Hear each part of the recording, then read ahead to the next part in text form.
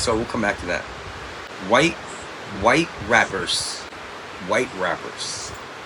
Okay. So, white rappers. When I moved to Seattle, I used to go into the University District in Seattle where University of Washington was. And they had a Tower Records there. And I would look for the craziest tape cover ever. So one day I'm in there looking and I see this cartoon cover of a white dude. And I don't remember exactly what's on the cover to make me think of Detroit and why I looked at it, but it was Kid Rock with Yodeling in the Valley. So I guess he had just gotten signed to Jive, and back then, how we knew Jive was Too Short. And you had this tape, and him talking about Yodeling in the Valley, which I think at that time actually had caught on to college radio. So it's weird because you had Jive that had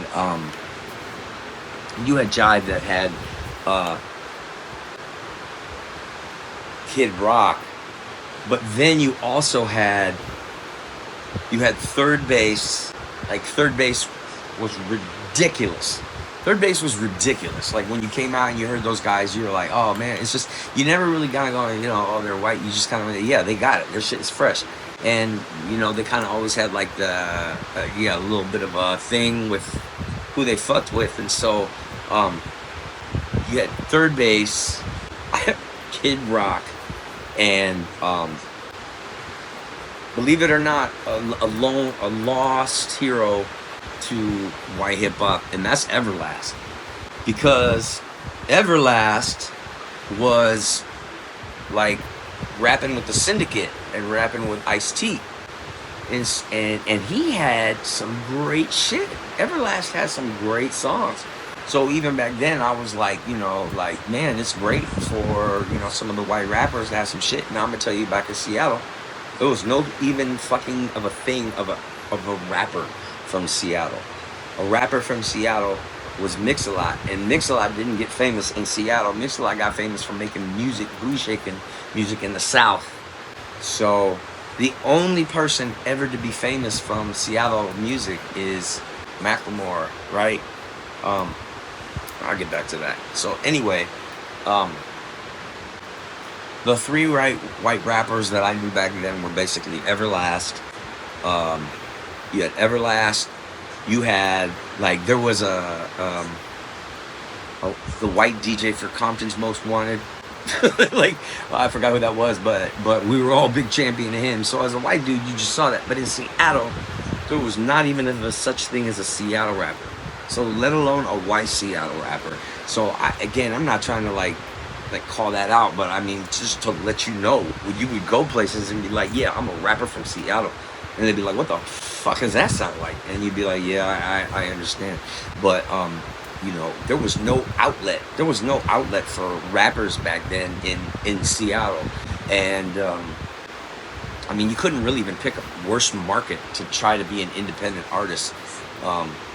And you go, well, why were the grunge people able to make it out? Well, I'll tell you exactly why the grunge people were able to make it out. When the grunge artists, let me rewind. There's an interview with Gary Larson, who was the artist for The Far Side. He lived in Seattle. Rolling Stone did an interview with him in like 1988. And they were like, so Gary, what's it like in Seattle? And Gary, one of the things that Gary Larson said was, we have something going on here that it's going to be a damn shame when we lose it. Meaning that once the world finds out about this music that was coming out of Seattle, that they're going to own it and ruin it. And this is in 1988, and it might have even been in 1987. So go back to that. So those artists were able to take advantage of something that none of my generation hip-hop artists were able to take advantage of. And that is the Teen Dance Ordinance. Now, what the Teen Dance Ordinance was a law put in by Seattle after all of the grunge acts had already blown up. And what it did, it made it illegal for people that weren't 21 to be at shows where there's alcohol. So in other words, in the late 80s and into the 90s, those, like, you could be Pearl Jam and be at Rock Candy, and if you were 18, you could go. You just had to wear a band that would just keep you separated from the alcohol. And that's what allowed the grunge rock scene to absolutely blow up, because at a Sub Pop show, there wasn't just 21-year-old people who are the hardest people to get to fucking like your new band. They were filled with kids, and all of those kids are what took those bands to that level. So when I'm coming up and I'm starting to make music, the teen dance ordinance is put in. So I literally can't do an all ages show. Like it's impossible. Like the people that have to come to my show are 21-year-old, and that's like, it's impossible to get that kind of an age group to like listen to you. The kids make you hot.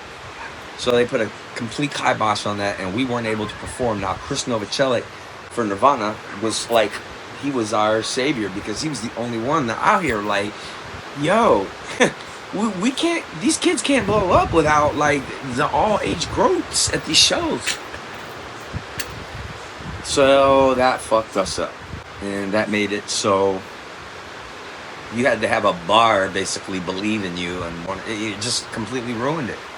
If that rule would have been, that law would have been in place when the grunge rock acts would come up, they'd have never blown up.